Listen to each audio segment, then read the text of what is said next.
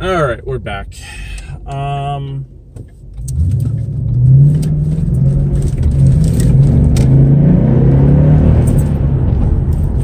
So, I changed the tune on my car from the race tune with the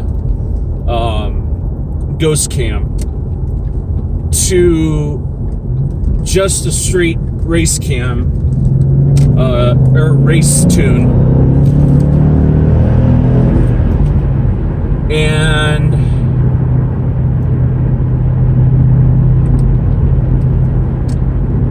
I'm not gonna say where or how, but so far I maxed out my speed at 141, and that was only because I maxed it out in 5th gear and I didn't shift into 6th. So I honestly don't know what my top speed is still, but the new highest speed that I have is 141.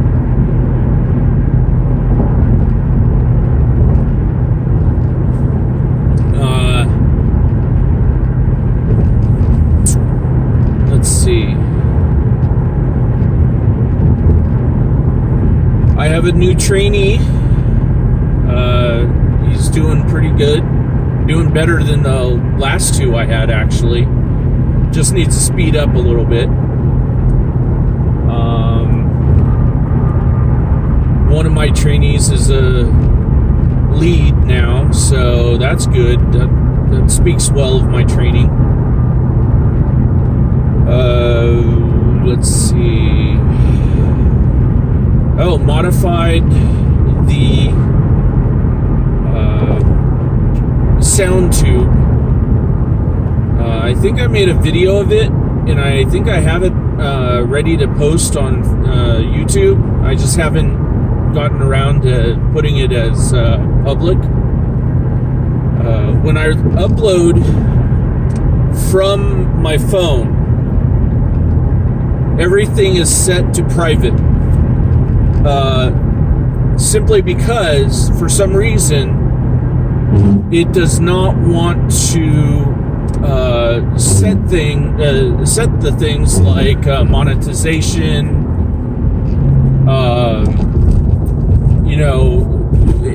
basically the PC version or the website version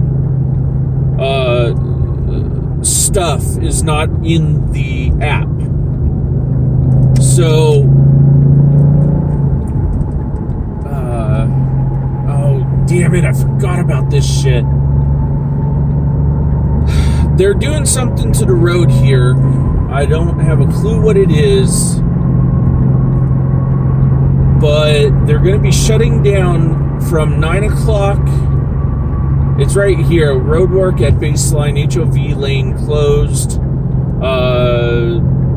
That's actually better than what it said yesterday and what they did yesterday.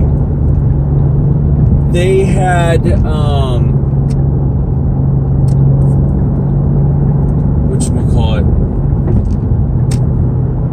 they had completely closed off the whole entire highway or freeway, and we all had to take this first exit here, which doesn't lead me in any direction close to going to my house. So I had to take a lot of detours. I got home about 20 minutes later than I usually do.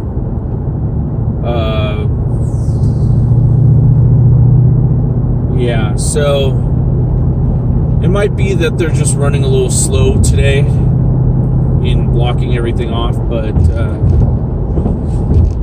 yeah, big pain in the ass. All they had to do was wait until Baseline. They could have closed it off right at Baseline and had everybody take Baseline off, and that would have been fine, because then everybody could just go down, 2, 3, 4 major on-ramps and got back on the highway there. But no, we had to travel fucking halfway through the city, all over the place, just to get back onto the highway, or freeway. And for those that don't know the difference between a highway and a freeway, the main differences are freeways usually have more than 2 lanes. Usually. Freeways also have on and off ramps. Highways will have turnouts, or just like regular streets that you turn off into, and or stop signs, or stoplights. Those are the differences between highways and freeways.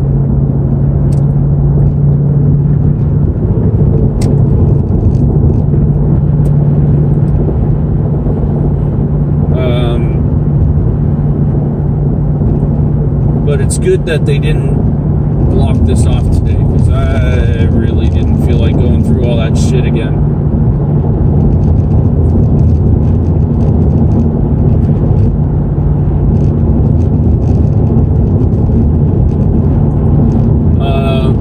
We finally got a contract between the employees and the company. Pretty much everything stayed the same. There was a minor increase in pay, but overall, everybody's probably still going to be pissing about it. We do get a bonus, one-time bonus, which is kind of retro pay, if you think of it that way. Still not enough to cover what we should be paid, but let's see, we're gonna get, like, every 40 hours that we work, we get an hour of paid sick. We get standard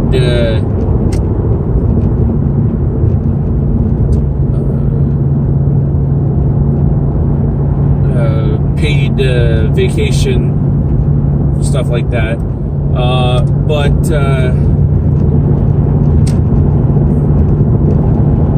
trying to think of other stuff. We get, for people that have worked there for like 1 or more years, they get a consecutively. That means they can't, be fired or quit and then come back, or transfer and all that stuff. They get extra 2% on top of their check. So that's cool.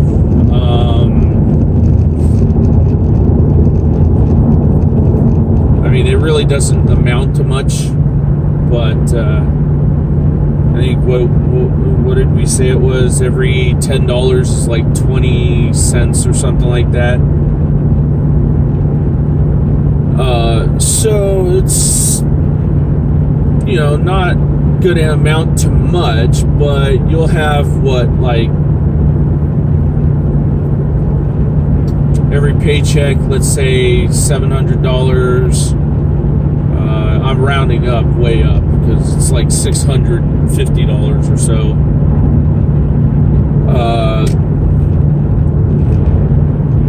So if it was $1,000 that we get paid, then it'd be about $20 extra pay, I think. Is it 20 or 2? Something like that. So that's good. Doesn't quite cover, what we're losing, but it mostly pays for the union dues just in 1 week, I think, or no. Yeah, for the month, it almost covers the union dues, which is $35. So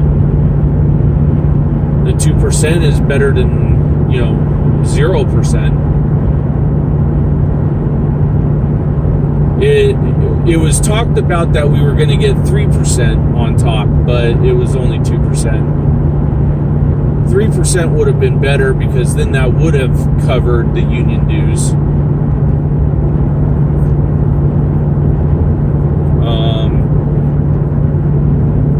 But our pay increase would have been, or is good.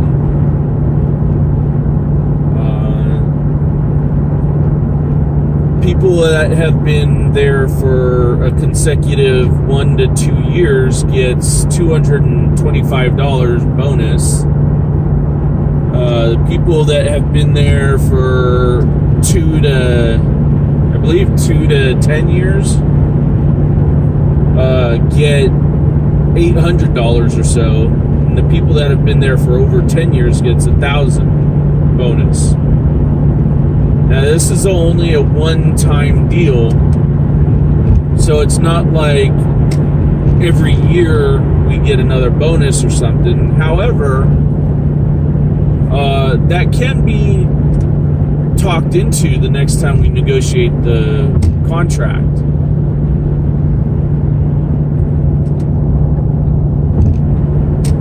And the contract, this first initial contract is only for 2 years. Which in Arizona, we just increased the minimum wage. So right now the minimum wage is $10. It should be going up.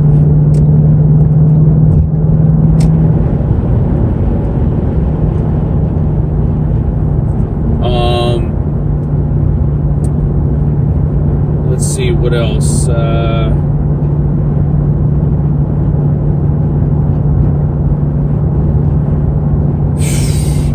Turn off that AC. It says it's 67 outside. A lot cooler than it should be right now.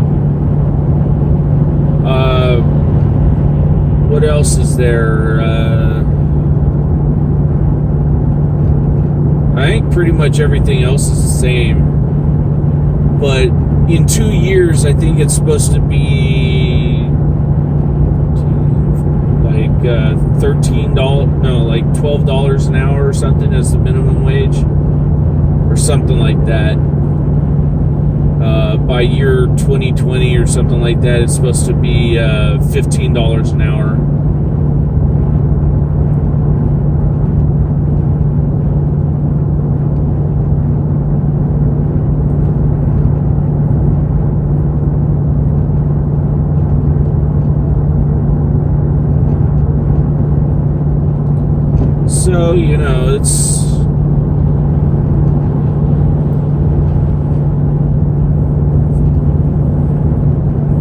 So, for the most part, it's good.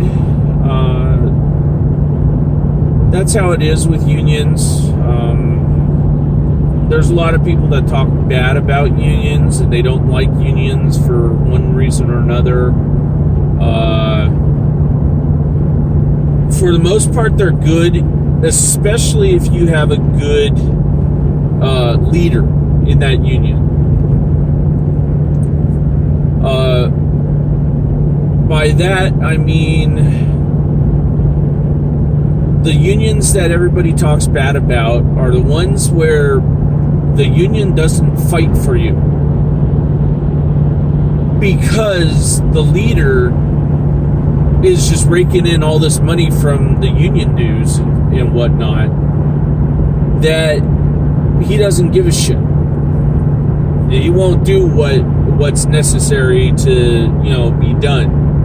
But then you get unions like the one that I was in when I was working for FoodMax out in California. That was a really great union. The story behind that is, one day I was cleaning the meat department, and the next day I come in, they suspend me for a week until payday, basically. And then I'm like, well, whatever. You guys aren't giving me enough time to clean properly. And they're like, well, too bad. Well, I went to the union and I said, well, this is what I do during my day. And they're like, well, you're not supposed to be touching those machines. The butchers are supposed to break them down. Look at this asshole. You know, there's a code, 28721, failure to drive in the right lane.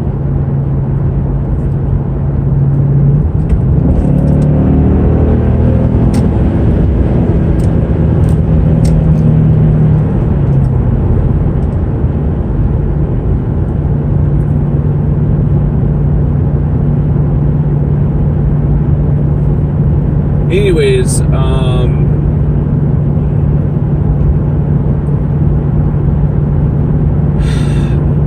the union got me my job back because apparently I wasn't actually allowed to touch the butcher machines, bandsaw and a bunch of other stuff. I'm just supposed to clean everything, spray it down, you know, whatnot. So I got my job back. Like a week or two later, they suspend me again for taking too long to clean good. So I go back to the union. I say, hey, this is what's going on. This is what I do during the day. They're like, you're still breaking down the machines? Butchers are supposed to be breaking down the machines for you.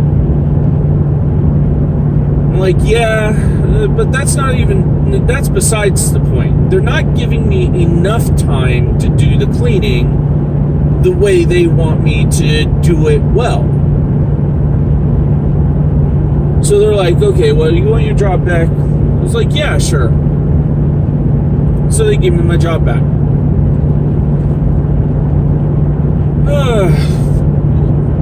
I don't remember what the time frame was, but like a week or so later, again, I get suspended. This time it's like 2 full weeks that I'm on suspension. It might have been just a week or something, but basically, this is the law states that the company must pay you if they fire you within 24 hours in California. Or it might be 48 hours now, or I don't know. It's either 24 or 48 hours.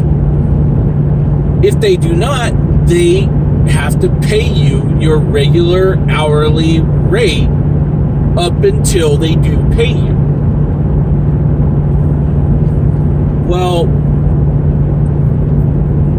their way around that is to suspend you without pay until payday. And then they fire you and give you your paycheck. So I go to the union, I say, the union comes to me and say, hey, you know what, this is getting tiresome. Do you want your job back? I'm like, you know what? I cannot be here a week later, being suspended for a week and being put on back on a week and then put on, you know, taken off a week. You know, I can't be doing this. It's not in the math. I cannot afford to do this. So I'm out. I could have got my job back. They're like, okay, well, you sure? I was like, yeah. It's stupid. I can't be doing this every fucking week. So they're like, okay, whatever. I go in about a month later. Now, the butchers are cleaning. Because I told the management, I told them and the union, I said, listen, the butchers are coming in They make enough meat, they cut enough meat, grind enough ground beef for the whole entire day. And then they leave. Like 2 hours later, they leave after they've already started. They disappear. They'll stock the shelves and then disappear. Can't find them. And then all of a sudden, lunchtime. Oh, there they are again. Wait a minute. 10 minutes later, where'd they go again? They're gone again. And then you don't see them until it's time to clock out again. Where the hell are they going? Well, basically the store put a stop to that. Made the butchers do all the cleaning. So, if I would have stayed, yeah, they may have fired me. Yeah, I probably most likely would have got my job back yet again. Over and over again. But it got to the point where now the butchers are doing the cleaning, because if they have all this time on their hands to disappear, and they knew that they were disappearing because they got security cameras in there. Sure enough, now they're doing the cleaning themselves. And I'd probably still be working there. But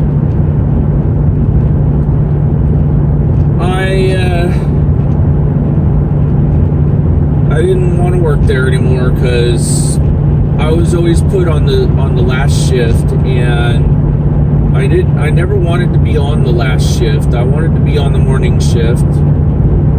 I'm not a morning person, but the morning shift is the easiest shift, in my opinion. Because what you do is, when you come in, all you do all morning shift is restock the shelves. Then there's nobody there. Nobody's taking any product off the shelves because it's way too early in the morning for people to be doing that.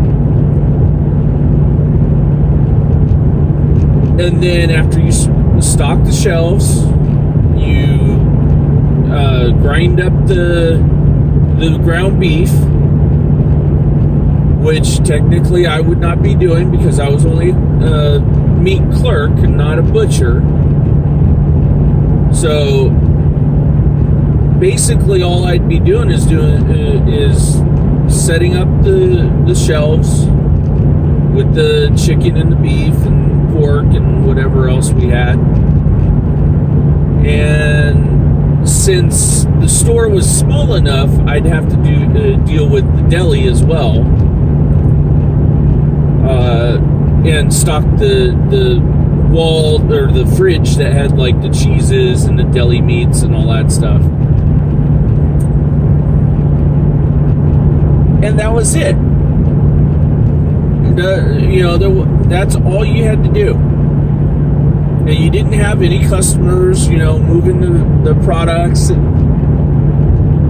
stuff like that. So it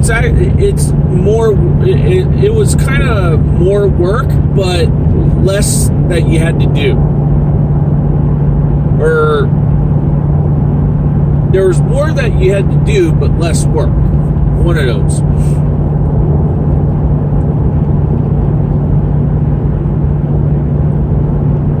So, being that as it is,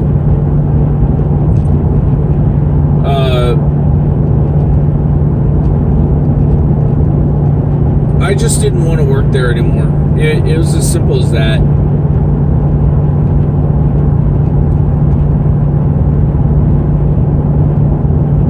I think, however, it is the longest held job that I had.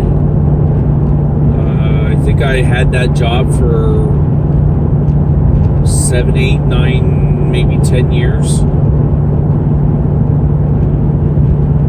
I can't remember. It might have been shorter than that.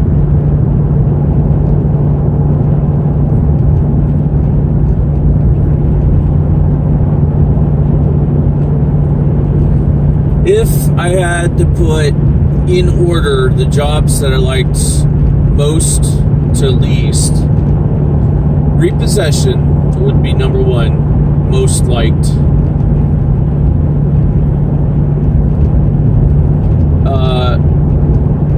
Towing would be the second most liked. Working for like AAA. Fueling airplanes would be third.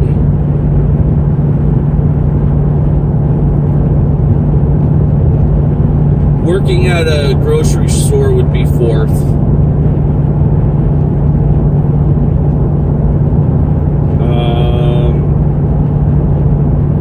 Although, if you count my day labor work, I would probably say working for the auto auction was probably before working at a grocery store. Simply because what I was doing at the auto auction was actually just driving the vehicles up to the auction block. So I would say that would trump the working at a store. Then working at a store, and then let's see.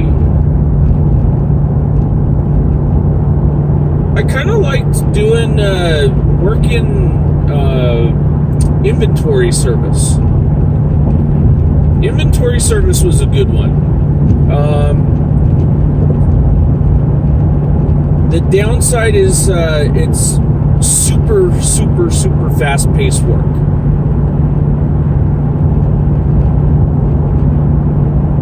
It really depends on what store you're at as well, for how fast-paced the work is. So if you're at, say, Home Depot or Ace Hardware, let's say Ace Hardware. You're at Ace Hardware. Inventorying that place is going to be so fast, it's not even funny. Versus working at a fashion boutique. Actually, one of my favorite fashion boutiques to inventory was also the most embarrassing one to work at. Victoria's Secret.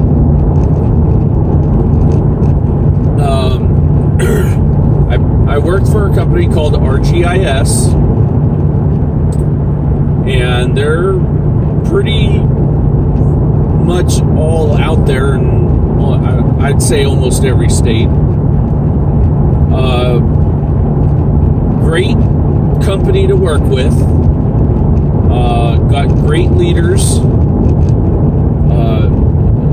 Just I don't know how to explain it.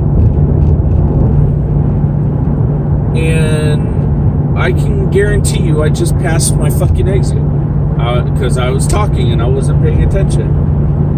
And now there's a cop up ahead.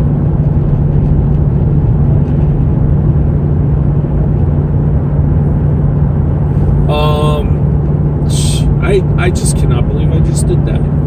Totally forgot about making that exit. Continue 3 miles, then take exit 190 on right to the car arrow. I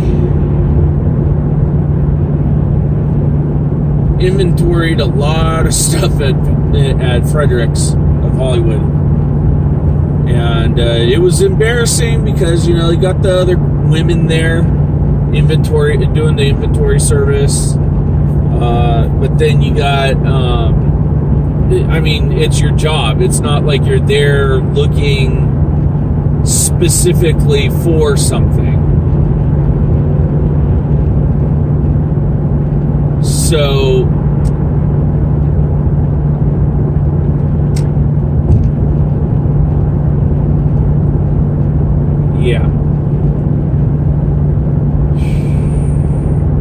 I'm very sad that I missed my exit because I am running low on gas again.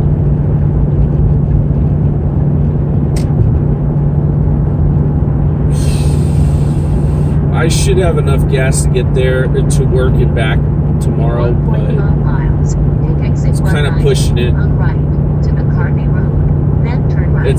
It's something like 45 miles there and 45 miles back or so, and I'm on like 90 miles to empty. So yeah. Anyways, but then you get that was the wind blowing me off to the side there. But then you get the travel all over the place. You get to go to like air bases and inventory stuff there. That was fun.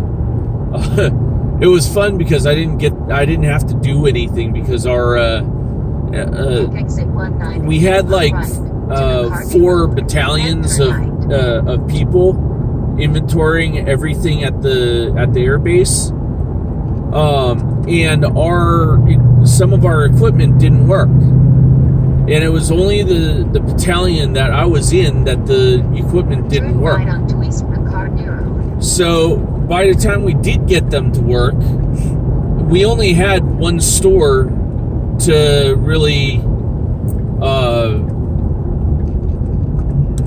inventory, and there was like nothing there because it was actually more of a cafeteria type deal. Continue 3 miles, then turn left on North Pinal Avenue. So those jobs, I mean, I'm the type of person, I am that lazy worker. I am the type of worker that if I don't have anything to do, or if I don't get called out for 4 hours because the person forgot I'm there, I ain't speaking up. I am not going to speak up and make myself known that I'm there just because you forgot that I was there. So now I have to do work because you're a screw up. Well, I will work my ass off if I'm asked to. If they tell me, I have to do 10 flights in one day, 20 flights in one day, I'll do it. I will do it. Tell me where to go, fuel load, and all that stuff, and I will do it. But if you don't tell me to do something, I'm not going to ask for it. Nice stop, asshole.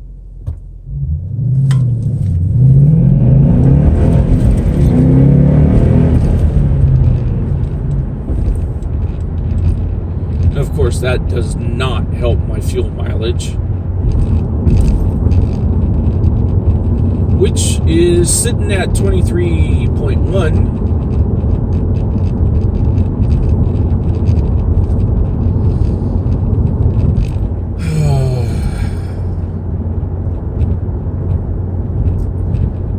Tomorrow's Wednesday, and then I get paid that night. Hopefully we get the bonuses this paycheck.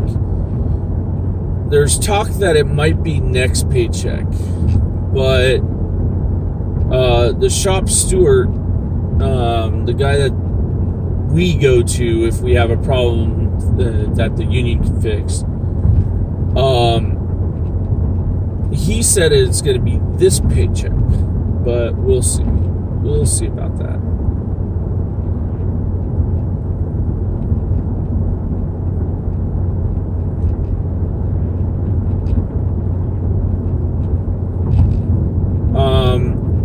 I'm hoping that it's true that it's going to be this paycheck because I have a few things that need to get paid.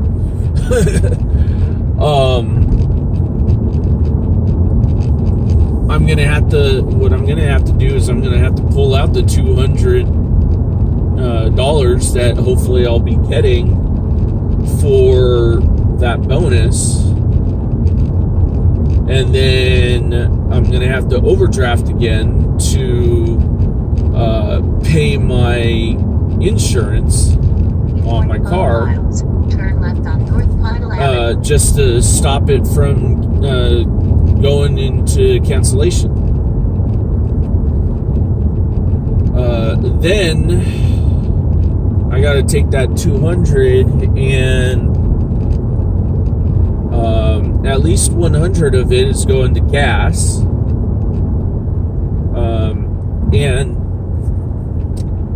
the other 100 is going to be going to probably food. Turn left on North Pine Avenue. Whoa, stay in your lane, Jack.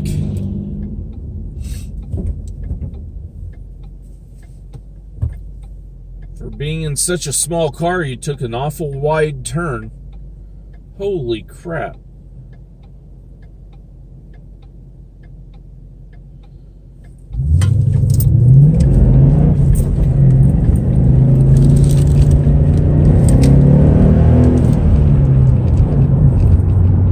Continue 2 miles. Then turn right on West Courtson Road.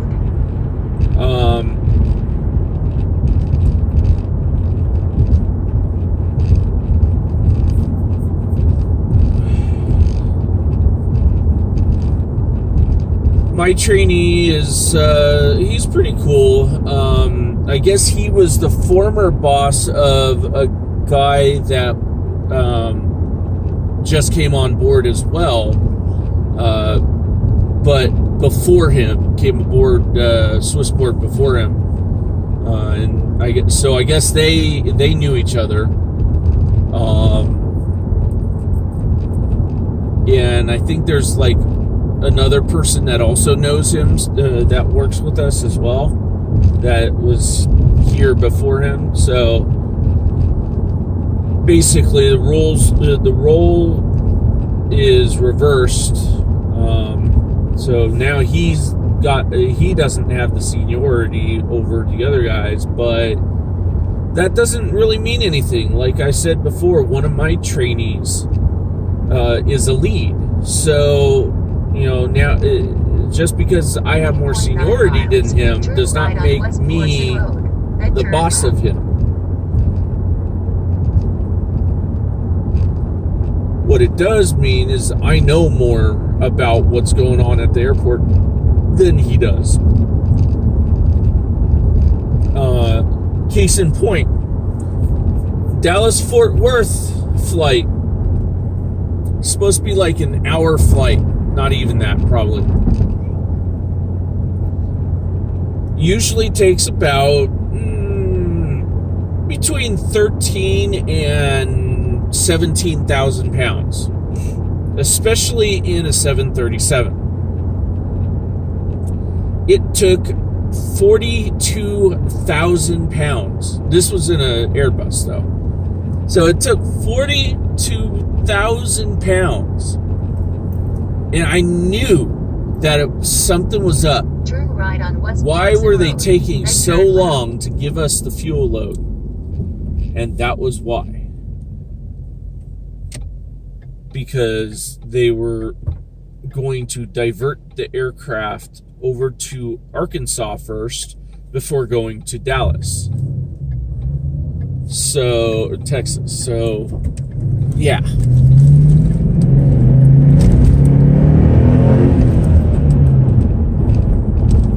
Turn left on North Crane Street. Then turn right. Crane Street. Okay, that's what that one's called.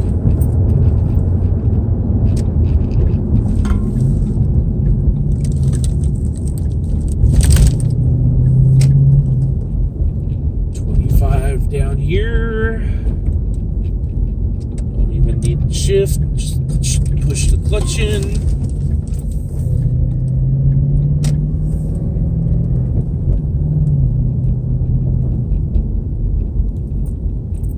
And here we are.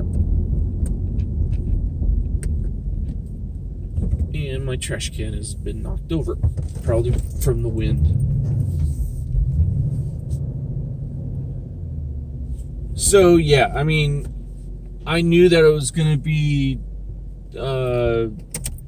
42,000. I knew it.